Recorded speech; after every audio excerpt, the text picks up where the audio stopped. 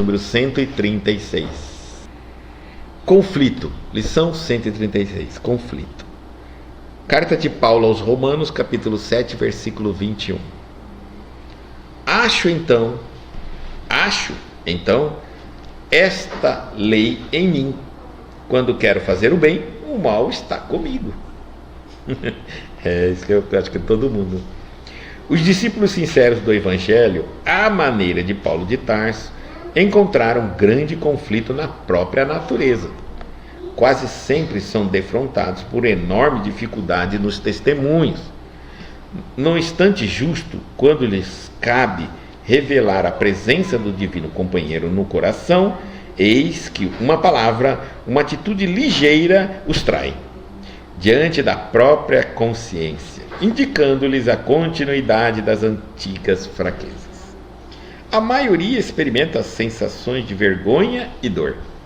Alguns atribuem as quedas à influenciação de espíritos maléficos e geralmente procuram o inimigo no plano exterior, quando deveriam sanar em si mesmos a causa indesejável de sintonia com o mal. É indubitável que ainda nos achamos em região muito distante daquela em que possamos viver isentos de vibrações diversas. Todavia é necessário verificar a observação de Paulo em nós próprios. Enquanto o homem se mantém no gelo da indiferença ou na inquietação da teimosia, não é chamado à análise pura. Entretanto, tão logo desperta para a renovação, converte-se o campo íntimo em zona de batalha. Contra a aspiração bruxuleante do bem, no dia que passa, levanta-se a pesada bagagem de sombras acumulada em nossas almas desde os séculos transcorridos. Indispensável, portanto, grande serenidade e resistência de nossa parte, a fim de que o processo alcançado não se perca. O Senhor concede-nos a claridade de hoje para esquecermos as trevas de ontem, preparando-nos para o amanhã no rumo da luz imperecível. Bonita, hoje as 3 lições foram bonitas. Conflito, hein, gente? Olha o que Paulo já fala, ó. Acho então esta lei em mim. O que está acontecendo? Quando eu quero fazer o bem, o mal está comigo. A gente já pensa que é o mal, o espírito mal. Não, gente. Todos nós somos assim. A hora que você está fazendo o bem, a parte ruim, atrasada sua, que está na sombra, ignorante, suas más tendências, aquilo que você não trabalhou está com você também. É isso que ele está dizendo. Os discípulos sinceros do Evangelho, à maneira de Paulo de Tarso, encontra grande conflito na própria natureza, em si mesmo. Começa a fazer reforma íntima e você vai perceber que o maior problema da sua vida é você. A sua ignorância, a sua teimosia, a sua preguiça. Somos nós mesmos. Afinal de contas, tudo que está à nossa volta, trabalhamos para que assim seja. Tá? Então, percebemos um grande conflito na nossa própria natureza. Acho que a maior de todas é aquela que eu sei que está certo, mas não consigo fazer. Quase sempre são defrontados por enormes dificuldades no testemunho. Olha só, é difícil testemunhar, né? O discípulo é difícil ele testemunhar a palavra, o conhecimento. No instante justo, estava naquele momento, quando lhe cabe revelar a presença do divino companheiro, que é Jesus, no coração, eis que uma palavra ou uma atitude ligeira os trai. Puxa, você está ali para dar aquela palavra, você fala, não, eu vou lá, eu vou pedir perdão, tá? Aí você vai contrito, assim, você chega e fala, ô meu irmão, perdoa. Aí ele fala assim, lá que você sem vergonha. Sem vergonha não, você toma cuidado comigo, piora a situação. Aí você sai da... meu Deus, palavra me traiu. Eu fui com a vontade de fazer o bem, mas não aguentei a minha boca. E aí ele fala assim, ó, e uma atitude ligeira também, né? Alguém cai no chão, escorrega, um senhor, você vai pegar essa pessoa assim, milagre, você não tá vendo? Ah, então fica aí, empurra da pessoa. Uma atitude. Quem não foi traído? Quem não se sente traído? Todo mundo tem uma história que, vixe, de súbito você é pego ali, você é atraído pela sua atitude, pensamento, vontade de bondade, por ser agredido por fazer aquilo, né? E ele assim, diante da própria consciência, que a sua consciência fala, que isso, fulano, você não era a parte boa aqui, ficou pior, indicando-lhes a continuidade das antigas fraquezas. Quando isso te acontecer, você fala, vixe, eu ainda não melhorei, eu sou um velho homem lutando para melhorar, mas não melhorei. A tentação foi mais forte do que eu, e eu me entreguei nesse processo todo. Agora a coisa complicou para mim. Nós podemos dizer que esse velho homem caminha com nós. Nosso sonho, nosso desejo é ser um homem de bem, é evoluir, é crescer, é nunca mais precisar voltar neste planeta, é vencer todas as nossas más tendências, vícios, defeitos. Mas vira e mexe um traído. Traído por quem? Pelo homem velho que reside dentro de nós. A natureza não dá salto. E aí ele diz assim, a maioria experimenta sensações de vergonha e dor. Porque quando você se vê fazendo aquela atitude, falando o que não devia, pensando, você fala, meu Deus, eu estou lutando para ser um homem melhor, estou fazendo reforma íntima para que eu me torne um ser humano. Olha eu aqui me traindo. E aí sempre, gente, tem alguém do lado para falar assim, ai, bonitinho você, né? Você não é cristão? Não é você que frequenta o centro espírita? Eu vi você brigando, eu vi você fazendo isso, eu vi você fazendo aquilo. Sempre tem. O mal é bom para debochar da gente. Você vai ficando, poxa vida, ainda tem testemunhos, uma nuvem de testemunhas da minha falha, da minha fraqueza, o velho homem, né? E aí então a maioria experimenta a sensação de vergonha e dor. Alguns atribuem as quedas à influenciação de espíritos maléficos. É o diabo, é o demônio, é Satanás, é os espíritos. Geralmente procura o inimigo no plano exterior. É verdade. Normalmente a gente faz isso. Eu transfiro minha raiva, todos os meus defeitos aos outros. Todo mundo é culpado, menos eu. Quando deveriam sanar em si mesmo a causa indesejável da sintonia com o mal. Então, ele está falando assim, olha,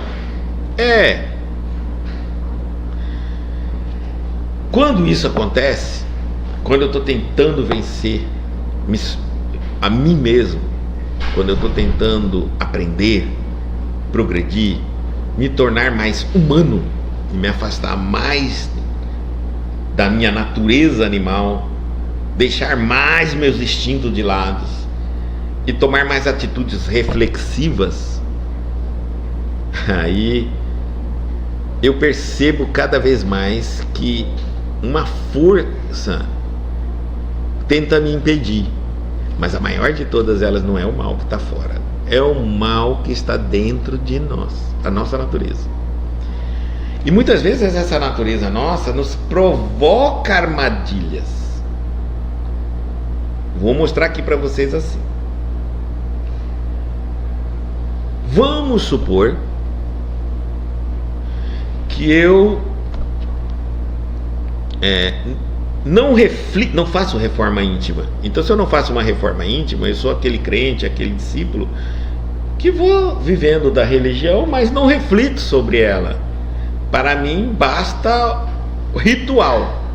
Eu vou no centro espírita e vou embora. Ouço a palestra, mas não reflito, né? Como Jesus disse, quem tem ouvidos para ouvir, que ouça. Então, eu escuto, a palestra porque eu não sou surdo. mas eu não ouço a palestra, porque eu não reflito, né? Então eu não ouvi, eu escutei. E aí, e nós fazemos isso anos e anos, somos de uma determinada religião, mas não me faça uma pergunta absolutamente simples sobre ela que eu não sei responder. Porque eu nunca ouvi uma aula, eu nunca estudei um livro daquela religião, eu nunca fui a fundo, não era algo que me chama atenção. E aí o que acontece? Assim que eu começo a tentar melhorar a minha vida, meu comportamento espiritual, eu sempre me traio. E aí as consequências retornam, chegam a mim. Quando chegam a mim, geralmente eu não lembro aonde eu me traí, aonde eu fiz o erro, porque quando eu fiz, eu nem sequer às vezes percebi, porque eu estou falando que é uma traição inconsciente. Vamos colocar aqui uma coisa muito simples, tem muitas coisas na vida. Eu estou no meu emprego, sou uma pessoa muito correta, sou um cristão muito correto, mas aí de todo mundo do meu departamento ganha gorjetinha, e essas gorjetinhas eu vejo na internet, foram para os Estados Unidos, para a França, ainda mais se for da área jurídica, só gorjeta. Aí, de repente, todo mundo tá bem, vivendo bem, e eu ali na minha vida, correta, não tenho dinheiro nem tirar férias, vendo até minhas férias. E o fulano ali, todo mundo fala, Guto, mas você não aceita propina, poxa, você não aceita propina, você não aceita dinheiro, né? Aí, meu filho, só que o nosso salário não dá. Aí você fala assim, mas tá todo mundo fazendo, vai, Guto, vai, não custa nada. Todo mundo faz. O brasileiro tem isso, né? Todo mundo faz. Você fala, não tem problema nenhum. Olha só, eu não refleti na minha atitude, hein? Aceito a propina. Aceito. Vou lá, tiro foto também, vou visitar a Itália, a França, com a minha família, todo mundo, me tornei igualzinho do departamento. Igualzinho. Tá bom? Pronto. Me entreguei, tá certo? Vai passando anos. Política muda. Fiscalização no departamento tal. Pronto. Lá tá eu. Tremendo. Meu Deus, vou mandar embora. Vão me prender. Meu Deus. Entendeu? Aí eu penso assim, é o diabo? É o demônio? É Satanás? É obsessão? Ou eu me traí quando aceitei entrar no mesmo jogo dos meus colegas? Aí vem a consequência. Então é importante eu entender que muitas histórias, quando eu vou viver na vida, eu vou construindo história, eu vou tomando decisões, eu vou fazendo escolhas. E todas essas escolhas, tudo tem consequência.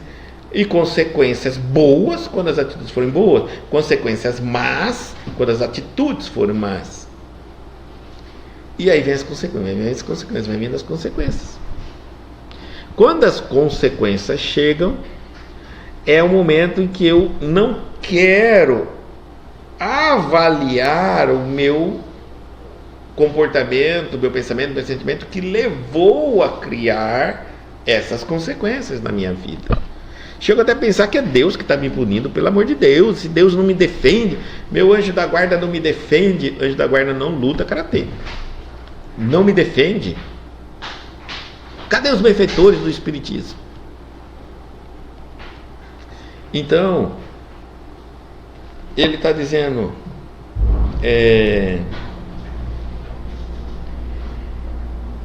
que nós estamos sempre nos traindo. Por que nós nos traímos? E essas traições definem sintonias com o mal.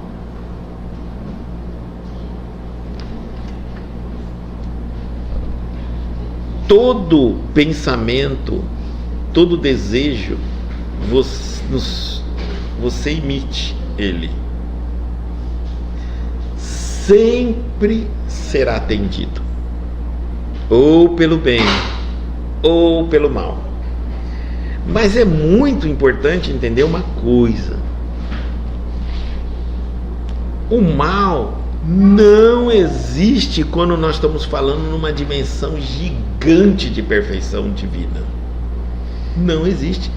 Ele é uma etapa necessária para descobrirmos, entendermos, aprendermos e diferenciarmos do bem. Então, por isso que os benfeitores ficam observando, porque para eles, aquele que está passando aquele momento difícil, por uma escolha errada no passado, lembra, ele deixou ela fazer a escolha errada, ele tentou falar, divertir, ensinar, chamar, deu um puxão de orelha, não adianta nada disso. Aí a pessoa vai e faz. Ele impediu? Não. Ele castigou? Não. Mas ele entendeu o que então quando ele deixou ela fazer o mal? Ela precisa dessa atitude errada para aprender o que é certo, para saber qual é o resultado dela, porque não está acreditando em mim. Quando eu falo, não faz isso, vai acontecer tal coisa, igual criança pequena, você fala pro seu filho, não põe o dedo na tomada, você vai levar choque. Não põe o dedo na tomada, daqui a pouco você vira, ele tá botando o dedo na tomada. Mas na hora que ele levar choque e não morrer, ele nunca mais põe. Entendeu? Os benfeitores, ele vai, ele tenta, ele chama, ele aconselha, a pessoa vai e faz. Ele permite. Aí vem as consequências. E ele tem que assistir. Ele não interferiu, não impediu a pessoa de fazer, não pode impedir o aprendizado dela através das consequências. Então ele assiste. Aí o que ele faz? Quando ela ia cometer o erro, ele fala, não faz, vai acontecer isso, não faz, pensa algo, evolua, cresça, olha, vai estudar, isso está errado, isso não é cristão, isso é... eu vou fazer, tá bom, faz. Aí vem as consequências, a pessoa, meu Deus, tá. Ele vai lá e vai falar assim, força, coragem, agora que você mostra você mesmo que você ama a Deus, mesmo passando pelas dificuldades que você mesmo plantou, com as consequências que você mesmo plantou, mesmo diante dela, você vai dizer, Senhor, eu ainda continuo te amando, porque eu amo sua lei de justiça, eu sua lei de amor, porque isso que eu estou passando é só para que eu entenda nunca mais fazer. E foi a minha escolha, Senhor, porque eu poderia ter aprendido ouvindo uma palestra, estudando um livro, vendo as consequências na vida de outras pessoas que contam a história de vida dela. Vixe, eu nunca vou fazer isso. Mas eu não quis, eu não acreditei.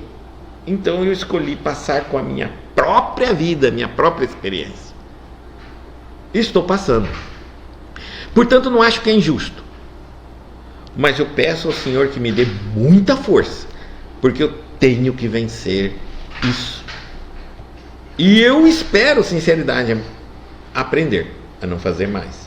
Porque existe uma coisa, eu às vezes tenho força para passar por aquela situação, assim que melhor eu faço de novo. Não, eu quero ter força para sair e discernimento para ter aprendido a não fazer mais. Isso é importante. E quando ele fala assim que dos espíritos inimigos, maléficos que podem atuar nesse processo, aí vem os maléficos mesmo, né? Dependendo do que você fez, aí vem os maléficos. Dependendo do que aconteceu, aí os maléficos se aproveitam da pancada que você está tomando, das consequências da sua atitude, e vem para cima mesmo. O mal existe. E o mal não existe por teoria. Eles vivem praticando o mal, né? Nós estamos falando mal na nossa visão aqui. Como eu falei, na visão divina não tem. Estão praticando o mal. Então, enxergou a oportunidade na vida de um, na vida do outro, na vida do outro, não precisa nem de convite. Eles são mal porque fazem o mal. Então, vamos trabalhar, gente, vamos trabalhar. E vamos lá todo mundo. Bom, aí ele diz assim, continuando a lição. é indubitável que ainda nos achamos em regiões muito distantes daquela que possamos viver isento de vibrações diversas, baixas vibrações, vibração de maldade, de ódio, de raiva, de tudo. É necessário verificar a observação de Paulo em nós próprios. E olha que Paulo falou assim, ó: acho então esta lei em mim: quando quero fazer o bem, o mal está comigo. Não é isso que nós estamos falando? Então ele falou assim, olha, guarda essa observação de Paulo. Quando você estiver fazendo bem, o mal, a influência negativa sua, a parte sua não evoluída, está com você e está te influenciando para você não ter sucesso à bondade, ao bem e ao progresso que você quer. É uma luta constante. Parece paradoxal isso. Parece paradoxal. O passado nosso, ele em atos, vícios, pensamentos, sentimentos que nutrimos muitas vezes através das vivências em outras personalidades, porque tivemos outro nome, outros endereços e tudo mais, eles afloram com muito mais facilidade no mundo material, mesmo eu sobre uma nova personalidade, uma nova reencarnação, porque a vida é mais ou menos é mais ou menos parecida em todos os sentidos, os desafios da vida. Então é como gatilhos, né? Eu passei uma vida inteira na outra existência recebendo propina, daqui ali. Entro no emprego público, estou sentadinho ali, aparece o bendito comprador e diz: ô Guto, faz isso para mim, quanto você quer? Imediatamente o gatilho, né? Eu que nunca fiz nesta vida, mas não significa que eu não faço, porque eu nunca fiz, porque não tive ainda a oportunidade. Eu só vou saber quem eu realmente sou quando a oportunidade me aparece, bate na minha porta. Aí é que eu vou saber quem sou eu. Muitas pessoas dizem: eu nunca usei droga. Você já teve um saquinho de cocaína na mão? Um charutinho, assim, um tabletinho de maconha? Não, nunca vi, não sei nem o que é. Então não diga nunca usei droga, tá? Por isso a gente não pode julgar, porque quem está fazendo algo errado hoje não é melhor nem pior do que nós, que nunca fizemos. Porque quem está fazendo algo errado hoje talvez vai aprender e não fazer nunca mais. E nós que não fizemos ainda, talvez não tivemos a chance, vamos começar a errar. E se Deus quiser, vamos parar. Então nós não sabemos quem está aí à frente de ninguém, sem julgamentos. Pode ser que hoje eu não faço, porque já aprendi a não fazer. Mas pode ser que hoje eu não faço, porque nunca tive a oportunidade de fazer. Se começar, pode ser que eu não paro mais. E assim sucessivamente. Então, enquanto o homem se mantém no gelo da indiferença de si próprio, negligenciando, sou indiferente a esse trau de evolução, mundo espiritual, não quero saber nada disso não, né? Ou na inquietação da teimosia. Todo teimoso é inquieto. Por que o teimoso é inquieto? Porque ele sabe, teimoso, ele sabe a resposta, ele sabe o caminho, mas ele teima em não fazer. Como ele teima em não fazer, ele carrega a culpa de não ceder àquela proposta. Então, ele se sente culpado, a inquietação lhe toma conta, a ansiedade lhe toma conta. A pessoa não deve procurar a tentação para saber se já está acima dela. A pessoa tem que analisar o mal que já existe através da vida dos outros, através do estudo, e procurar analisar em si mesmo se a sua tendência seria se entregar ou não. Aí por isso que ele fala que tem que buscar uma posição íntima, humilde. O que muitas vezes a gente não se torna nesse momento, porque a gente pensa que só porque ensina as coisas boas e certas nós somos perfeitos. Não, não somos não. Né? Estamos sem a experiência, sem o teste, nunca será possível saber sobre eu mesmo. Então você não precisa ir atrás, vai chegar atrás o teste vai vir, acredite, não precisa ir atrás, você não precisa buscar, por exemplo, será eu nunca usei cocaína, nunca usei droga nenhuma. Já teve possibilidade? Não, não teve. Então calma, vamos ver quando tiver. Isso não significa que você vai sair de casa e vai comprar um pacotinho. Não, de maneira nenhuma, não faça um negócio desse. Não cutuca a onça com vara curta. Mas significa que você não pode se vangloriar. Fique sempre no estado humilde e dizendo assim: até hoje eu ainda nunca me entreguei. Estou trabalhando para que quando o teste meu chegar, eu esteja preparado para não me trair. Porque hoje eu sei que o certo é não me entregar ao vício, mas posso me trair. Então, como eu não quero me trair, né? Aos casais, não vai procurar traição aí não. Espera, vai chegar, o mundo apresenta. Se prepare para dizer um não na hora certa. Enquanto o homem se mantém, ficar no gelo da indiferença ou na inquietação da teimosia, não é chamado análise pura. Você não vai conseguir fazer uma análise pura. Se você está teimando, se você está indiferente, você não consegue fazer uma reflexão pura sobre si próprio. Você não consegue saber quem você é. Tem que ser pura, coração aberto, humilde. Porque nós temos uma mania de dizer assim: olha, eu não sei por que isso está acontecendo na minha vida.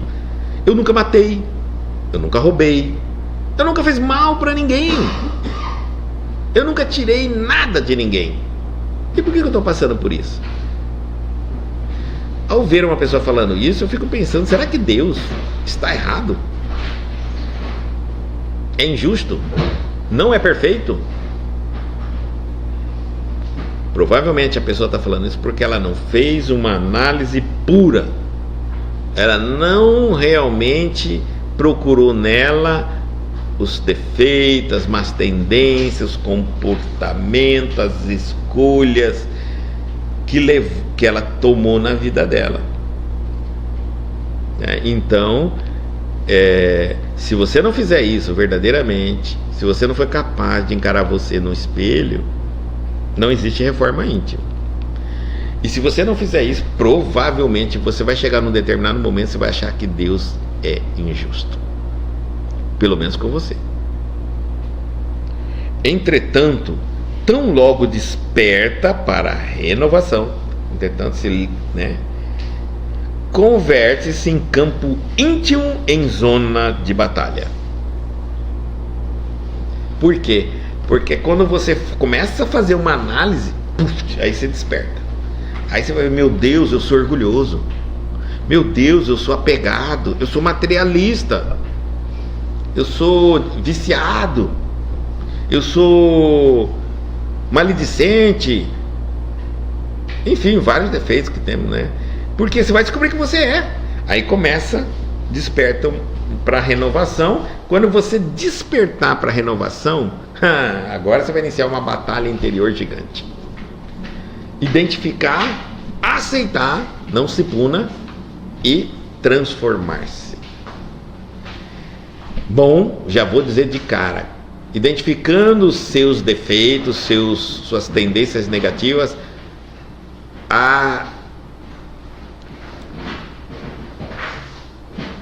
agarras no amor divino, porque nós somos imortais, e estude o conhecimento, os ensinamentos de Jesus para poder aplicar na sua vida e se transformar.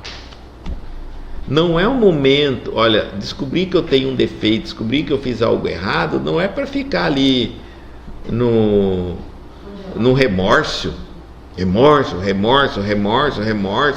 dor de cabeça, tristeza. Não, gente, remorso paralisa o ser humano, não serve para nada. João Batista no deserto chamava para o batismo do Espírito: arrependei-vos, arrependimento. Arrependimento não é remorso. Remorso é a primeira etapa, quando eu concluo que o que eu fiz estava errado. Arrependimento é perceber o erro e corrigir. Aí, o ato de corrigir é arrependimento. Então ele estava dizendo assim, arrependei-vos.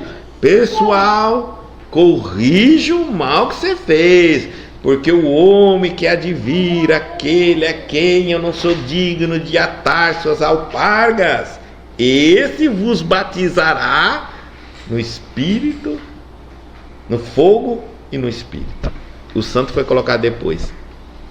E no Espírito, o que é? No teste do fogo da transformação e no Espírito, né? Porque hoje nós somos batizados, é isso mesmo. Está todo mundo sendo batizado no fogo e no Espírito. Porque o Espírito tem que vencer, tem que passar pelo fogo da renovação, da transformação. Fogo transforma, fogo desagrega a matéria, fogo muda os elementos químicos da matéria. Então fogo é mudança, transformação. E no fogo e no Espírito, profundo, não é só na superfície não, profundamente no fogo, no Espírito. E aí ele diz assim: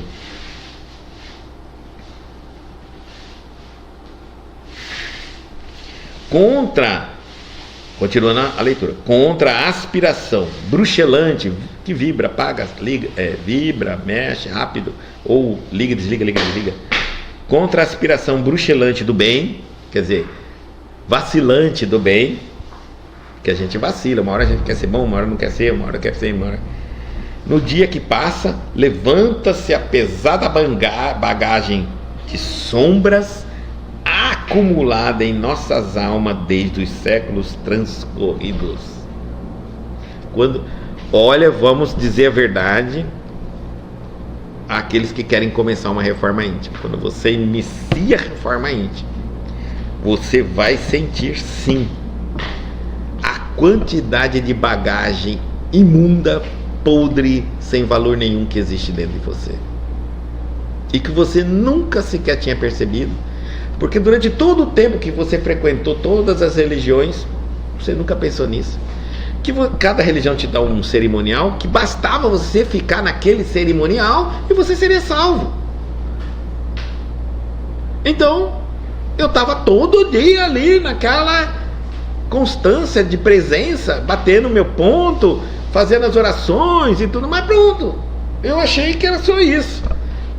E quando eu fui fazer a reforma íntima, eu descobri que eu era malicioso, né? Que eu era nervoso, que eu era maldoso, enfim, descobri um monte de coisa. E que eu passei muitas vezes em toda a minha religião pedindo a Deus para tirar isso de mim, mas nunca adiantou. Mas não adianta mesmo, porque Deus não tem poder de tirar isso de você, não tem. Vamos colocar aqui Jesus, que é o Filho de Deus. Se ele tivesse o poder de transformar a humanidade inteira em seres humanos bons, eu faço uma pergunta: por que não fez? Ele não fez porque ele não pode, porque se pudesse ele teria feito. Porque esse tipo de coisa, de transformação, depende de cada um de nós. Mas ele deu todo o caminho, tudo que a gente precisa para fazer, só não pode fazer por nós. Então, quem passou a vida inteira numa religião, pedindo a Deus para livrar do mal, para isso, morreu ruim do mesmo jeito, morreu do mesmo jeito que nasceu. E aí ele diz assim: indispensável, ele está falando. Portanto, grande serenidade e resistência de nossa parte. Serenidade, calma. Porque quando você começa a fazer reforma, está fazendo a voluma parar, você começa a enxergar muita coisa errada em você. Calma, não entre em desespero, primeiro. Segundo, resistência. Existe. A fim de que o progresso alcançado não se perca. Eu particularmente conheço um monte de pessoas que começaram a fazer reforma íntima e pararam já. Já pararam faz tempo. Já pararam. Tem pessoas que começou a reforma íntima, já parou. Só não parou de estudar. Não parou de frequentar o centro espírita, a reforma íntima parou. É o mesmo outros religiosos que continuam na cerimônia. Entendeu? Porque se eu abandono a reforma íntima, mas não abandono minha frequência, meu estudo, meu tudo, eu virei cerimônia. Sou cerimonial. Eu não estou evoluindo. Sem reforma íntima não é evolução. Se eu estudar, aprender a decorar tudo, virar o Pentateuco decorado na minha cabeça, você é só um intelectual. Mais nada. Intelectual não quer dizer que é um homem bom. Um homem bom tem que fazer o bem. Então não tem como ludibriar a divindade, a Deus. Pense bem isso. O Senhor concede-nos a claridade de hoje, para esquecermos as trevas de ontem. Então olha só, o Senhor concede-nos a claridade de hoje para esquecermos as trevas de ontem. Olha que fantástico, isso chama-se reencarnação. O Senhor concedeu-nos uma vida hoje, agora, para essa vida, sem você se lembrar de nada do seu passado. Olha só, porque o seu passado sempre foi pior do que você é hoje. Vamos fazer um raciocínio lógico aqui bem claro. Evolução é para frente, não é para trás, senão é retrocesso e involução.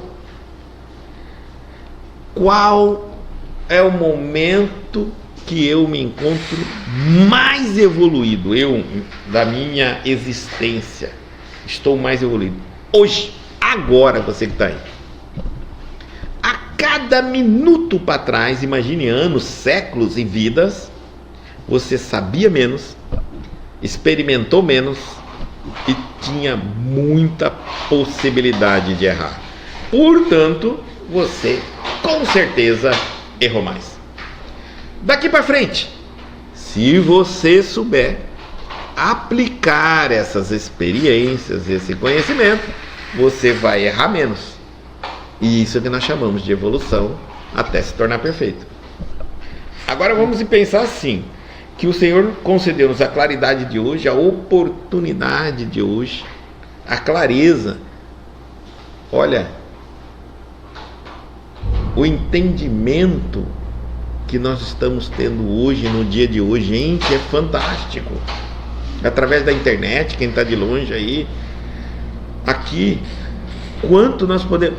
Olha, estamos vivendo um momento de muita claridade, muita, porque a humanidade avançou e a gente tem histórias e histórias sobre a vida dos mal-sucedidos, dos bem-sucedidos, de homens grandes que evoluíram. Nós temos Chico Xavier, Divaldo Franco, os santos, os homens que realmente foram santos.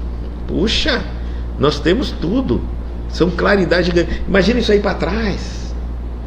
Ixi, só tinha maldade, só tinha injustiça, violência, escravidão, perseguição. A humanidade é uma vergonha quando você olha para trás, né? Estamos tentando achar luz no final do túnel. Então nós estamos tendo claridades hoje. E olha, ainda deu mais uma bênção, para que a gente não ficasse preso à culpa, ao remorso. Deus nos deu esquecimento das outras vidas. Porque se eu nascesse lembrando delas, eu acho que eu nem levantaria da cama. Então, preparando-nos, olha só, preparando-nos para o amanhã.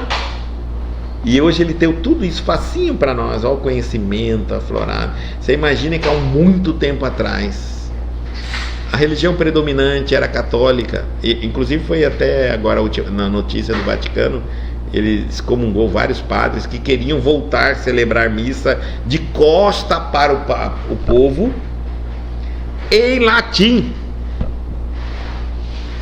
Pronto. Era só cerimônia mesmo. Você estava ali na missa, olhava um para o outro, você entendeu nada, não entendi nada. Mas toma aqui na missa. Não é?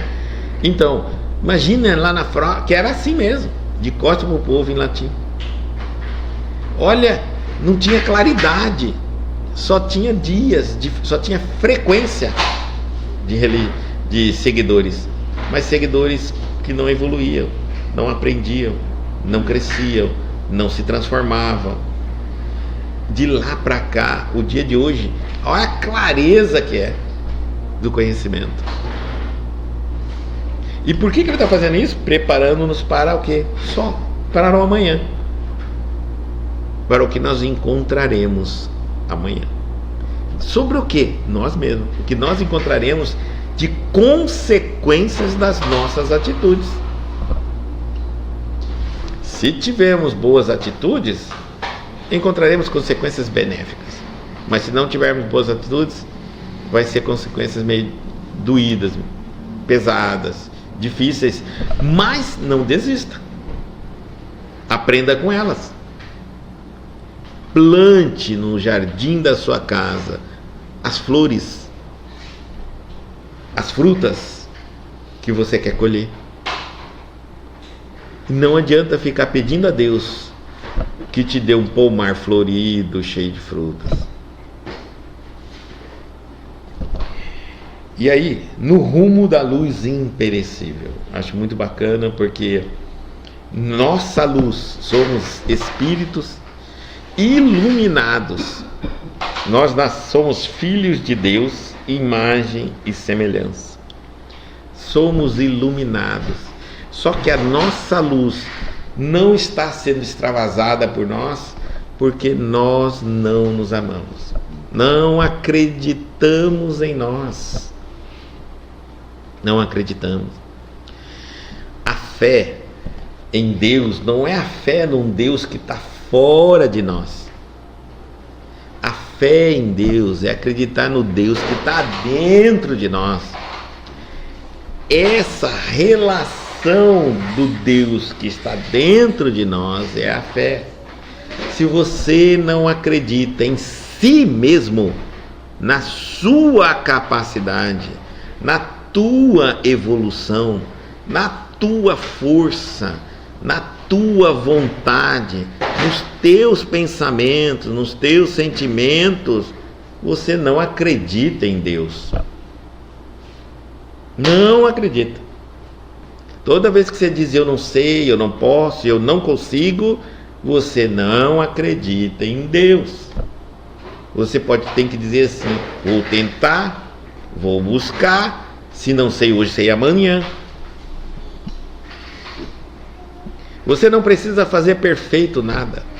Você só precisa aprender a fazer tudo que você quiser.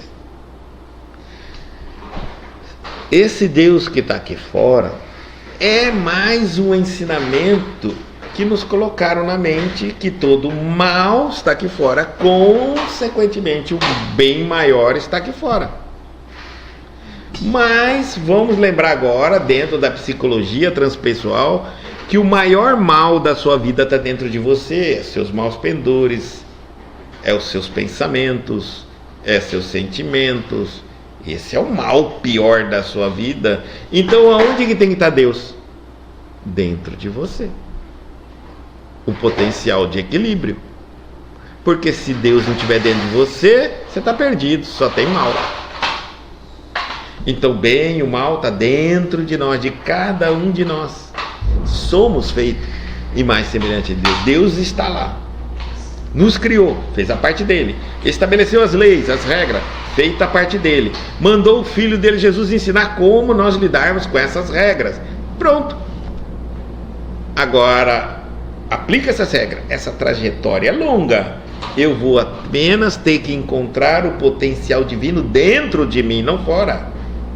Dentro de mim. A partir do momento que eu confio na minha intuição, eu começo a receber mais intuição. Que eu confio na minha sensibilidade, eu começo a sentir, me torno mais sensível. Que eu começo a confiar na minha intelectualidade, então eu começo a estudar e ter esse esclarecimento. Que eu começo a acreditar na minha capacidade de ajudar o próximo, então eu começo a fazer caridade. Que eu acredito em mim. Médium que não acredita em si próprio nunca será médium. Médium não é dom. Um bom médium tem que acreditar em si mesmo para estabelecer uma relação profunda com o seu Deus. E aí, por amor próprio, servirá a Deus, porque é o melhor para ele. Então, todos nós estamos hoje aprendendo a encontrar o Deus interno nosso e não mais esse Deus externo. Por isso que o Espiritismo não levanta templos, grandes igrejas, para dizer que é a casa de Deus, porque a casa de Deus é o coração humano. Cada coração humano. Aprendemos a fugir do diabo aqui fora, do Satanás, do mal. Aprendemos também, estamos acreditando que precisamos correr atrás de Deus aqui fora. Não, nós temos apenas que trabalhar a maldade que carregamos em nós. O diabo, o que é o diabo? Não é o mau pensamento? Satanás não é a ação do mau pensamento? Então nós temos que trabalhar com o diabo dos pensamentos errados nossos e espantar o Satanás da nossa vida, que continua ainda fazendo coisas erradas a serviço do nosso mau pensamento. Eu falo errado, eu faço coisas erradas, eu ouço coisas erradas, eu procuro ver coisas erradas. Quando eu fizer isso, eu libertei-me do diabo, do demônio, do Satanás e implantei o reino de Deus no meu coração.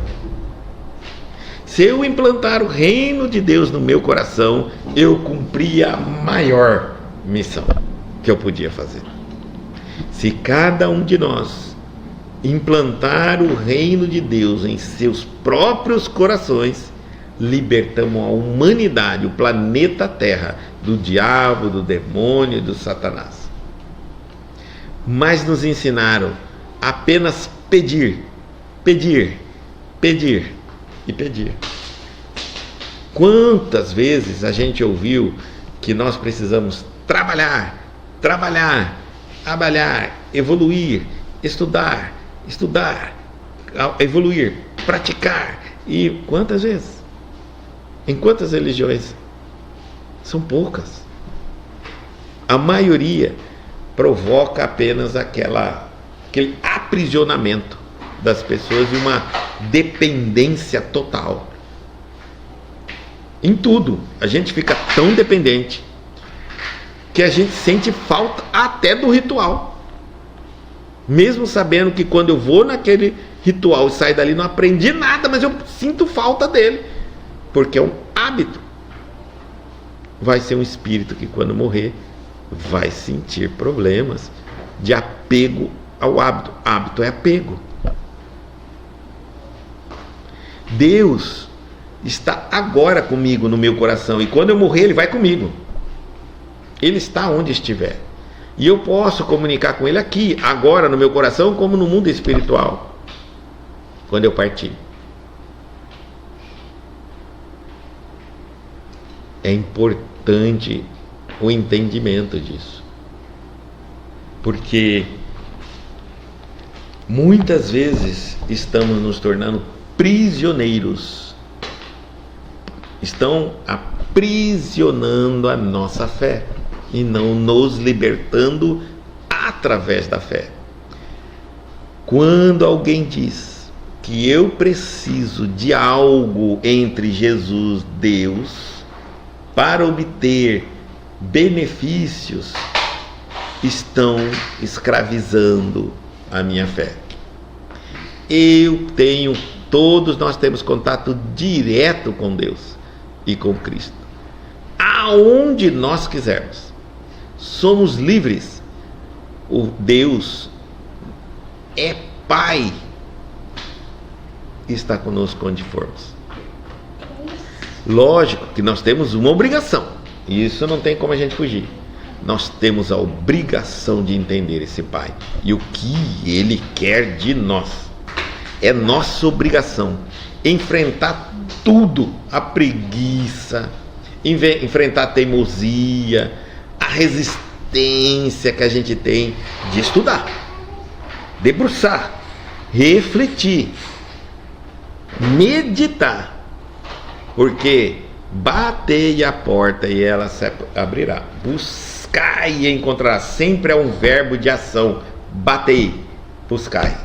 Nenhum dele diz orai, sentai, esperai. Bate, busque. Precisamos começar urgente, para que a gente consiga transferir isso aos nossos filhos. E sem falar isso, pais, mães, olhe para a sua família, pense na geração, converse, diga a eles. Às vezes a gente está aqui, né? Estamos lutando aqui, mas esquecemos dos nossos filhos. E quando eu partir, como eles serão? Cegos. Eles são a outra geração que vai ficar. E se lá na frente eu reencarnar na mesma família minha? Eu parti daqui espírita, quando eu voltei, nasci na minha própria família que não acredita nem mais em Deus. Porque eu deixei a religião, aí o outro deixei de ensinar a religião, aí o meu neto filho neto, deixei de ensinar a religião para meu filho já nem sequer ensinou Deus para ele nem sequer absolutamente nada, lá volta eu. E a ideia de Deus, do Cristo, do amor, desapareceu dentro da própria família. Pense no nosso futuro. Nosso filho é um legado nosso. Nós temos uma obrigação, nós temos que entregar ele mais perto de Deus. Mais perto de Deus. Chame, converse, diga: meu filho, só tem uma herança, a herança mais importante da minha vida eu tenho que te dar: a religião. Eu tenho que te entregar. Se você não falar assim a religião, diga assim: eu tenho que te entregar Deus na sua vida, o Cristo. Eu tenho que te entregar a Bíblia. Eu tenho que entregar onde eu procurei quando a dor bateu, onde eu procurei, onde eu fui quando o desespero chegou. Meu filho, existe muito mais coisas do que isso que nós estamos vendo. Acorda, né? Acorda, meu filho. Se você confia em mim, eu não ia ensinar uma coisa que não fosse para o teu bem. Acredite, existe. Busque, lute, procura. Assim você vai ter também garantido uma geração de cristãos. Por que nós estamos dizendo isso? Porque estamos enfrentando um vento, um vendaval de sombras, de treva, de securas, de teimosias, de absurdos gigante na humanidade. A espiritualidade está gritando que cada lar tem que acender uma lamparina para iluminar o seu lar. Lamparina de conhecimento. Cada lar vai ter que ser vigiado e guardado pelo morador do lar. Quando essa tempestade de mentiras, de hipocrisia, de ignorância passar, só vai sobreviver lúcidos lares que tiverem iluminando para enxergar o que é falso, o que é mentira, o que serve e o que não serve. Porque quem não tiver uma lamparina, uma vela que seja acesa em casa, não é assim? Vai ser arrastado pela ilusão. E o que é a vela? E o que é a lamparina, senão?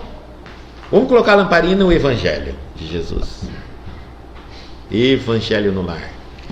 E a velinha somos nós, pais. Eu sou responsável pela iluminação do meu lar. Minha esposa é responsável pela iluminação do meu lar. E meu filho vai ser responsável pela iluminação do meu lar. Quando a tempestade de ignorância, de inverdade, de mentira, de confusão, de guerra, desespero, injustiça passar pelo meu lar, nós vamos conseguir enxergar o que é verdadeiro e o que não é.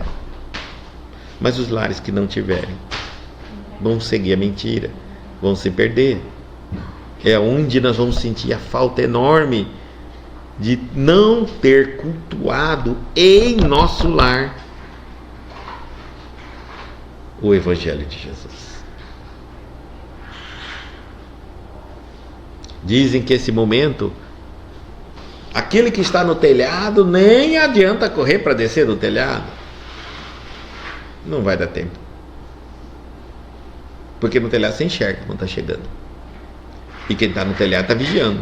E quem está vigiando está esperando algo, já sabe. Os cristãos que sabem já estão vigiando o mal quando ele vai entrar na minha casa, por onde ele está entrando. Os cristãos espertos sabem como o mal age e como ele vai chegar na minha casa. Quando ele vê o mal, ele diz: nem adianta descer, porque não vai dar tempo de se avisar os outros. Todos têm que estar preparados. Se existe um vigia que observa os outros, sabe que ele está esperando ali, né? Quando ele detectar aquilo, ele sabe. Quando ele souber, ele não precisa avisar se todos estiverem preparados. E se ele desce, vamos supor que ele desce e grita, não vai dar, tá? Porque a hora que ele gritar, tá chegando o mal, todo mundo vai rir dele. Aí que ele vai evangelizar, aí que ele vai ensinar, tarde demais. Vai ser tudo levado numa onda da ilusão. Vai sobrar só ele. Então, se ilumine no seu lar, fortaleça, cresça, desenvolva, progrida, ilumine e chame os outros para se iluminar. Essa é a nossa parte. Se vão fazer, a gente não sabe, não pode obrigar, mas fale a verdade, né? Fale a verdade. Guto, como que vai vir essa tempestade? Pela internet. Já está essa tempestade. Seu neto, seu filho, abre o celularzinho e ali vem uma enxurrada de mentira, de ilusões, de falsidade, tudo ali, e confunde a cabeça dele. Ele se torna uma pessoa arredio, ele não te obedece mais, ele te xinga, ele enfrenta você, ele acha que o mundo é diferente, ele quer ir embora de casa, ele quer usar droga, ele quer cortar o cabelo dele diferente, ele quer tatuar a cara dele inteira, ele quer virar parece um lagarto, cortar a língua dele no meio. É isso aí. É uma tempestade já dentro da sua casa. Dentro. Não dá mais tempo, né? E às vezes a pessoa diz: mas Guto, eu passei a vida inteira lá no centro espírita, eu estudei o édito, olha o que está acontecendo com a minha família. Meu irmão, minha irmã, você acendeu a sua vela, mas não ensinou ninguém a acender suas próprias velas.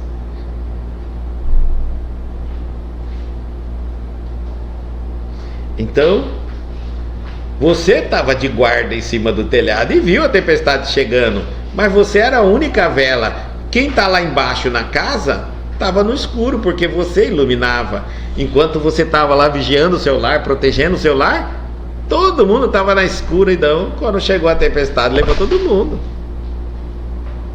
Quando você desceu, até que iluminou.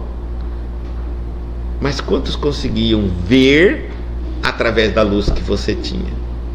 Porque até os olhos da gente fica complicado para a gente acostumar a enxergar na vela. Leva um tempo. Parece que a vela não ilumina nada. Tarde demais. Você vê como que é perfeito?